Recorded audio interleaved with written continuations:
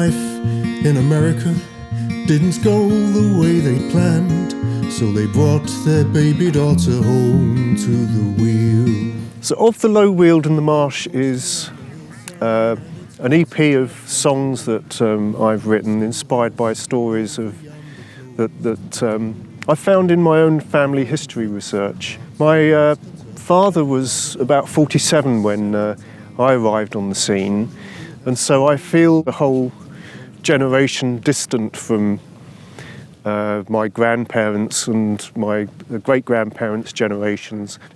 And because my grandfather died when my father was only 3 years old, I don't even know whether he knew about his grandmother's family, the Pearson family, which is where I've been finding these stories.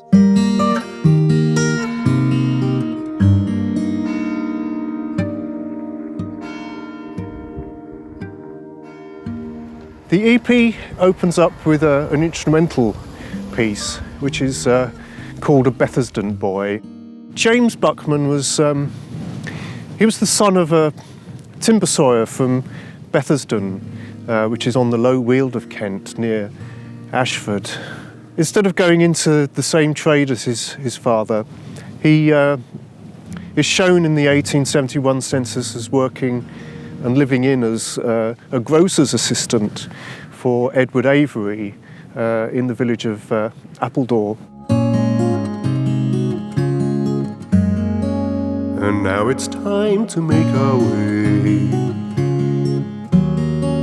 our new neighbourhood awaits. Angel of Appledore is kind of James's love song to Emma, but it's also thinking about the time that they have to move on and move away from their family roots to a new county. We'll never know how he met Emma, but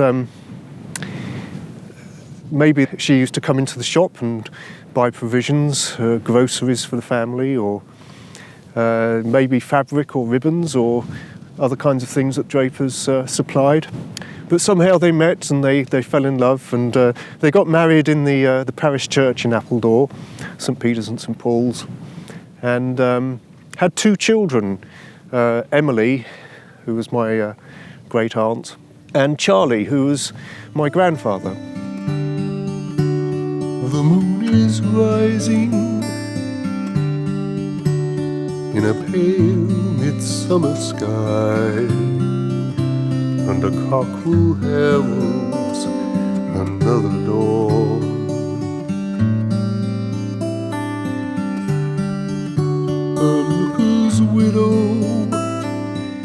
A Looker's Widow is really a kind of tale of 2 people who have both been bereaved and both have sort of practical, sort of domestic situations, hardship that they're kind of facing, but they fall in love and merge families, if you like, and they had their own daughter. Emma's eldest brother was William Pearson, and the 1881 census shows that he was a looker on Romney Marsh in Snargate parish. He was living on a farmstead called Woodruff's, which is kind of it's about half a mile away across from this iconic St Thomas of Becket church. So they could see the church from the farmstead. And lookers were kind of like freelance shepherds, and they would work for employers who would engage them to look after their livestock.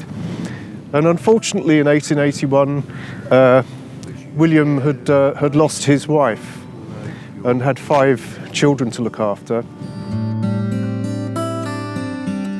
The census also shows that he had a housekeeper called Kate Bourne. And looking into Kate Bourne's history, her husband, John Bourne, who was also a looker, by 1881, he was in the poorhouse together with 3 of their 5 children. And And when Kate married John, he was about 35 years her senior. And he died at the age of 76 and is buried in St Dunstan's churchyard in Snargate, just a couple of miles away from here.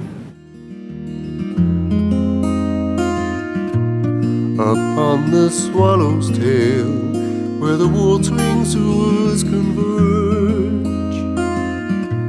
3 shepherds' families make their home. So William and Kate weren't the only family that were living at Woodruff's on Romney Marsh. There were actually 2 other families there, and between them they had 12 children and 2 adult sons.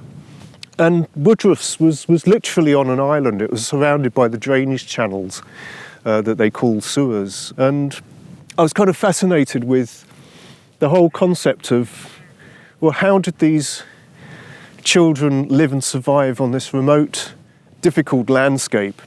How did they go to school in the middle of winter when there was snow on the ground, or, you know, when it was foggy and you couldn't even see where the drainage ditches were or anything? There's also that sense as a researcher, as kind of somebody interested in social history and looking at the records, that you could actually find out what these children went on to do, and inevitably they went into either agricultural labour or they went into service for sort of the more wealthy households in the area.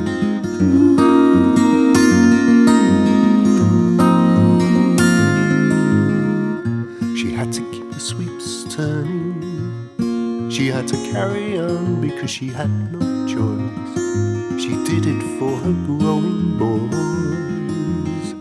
The Milleress tells the story of James Pearson and his wife Ellen Morris, who was a farmer's daughter from Alston. And James and Ellen were married in about 1870, but the 1881 census record shows that their eldest daughter was born in Buffalo in the United States. Maybe they went to live in the States and it didn't work out, but the rest of their children were born in the locality. And James ran the windmill that used to be in Warehorn. But the 1891 census shows that not only was Ellen a widow, but she'd also lost 2 of her daughters to various illnesses. So in that decade, it must have been a terrible time for them. And she's shown in the census as Milleress. And her 2 eldest sons, who were teenagers by then, were running the mill. So they were running the mill together. And I think it's a remarkable tale of resilience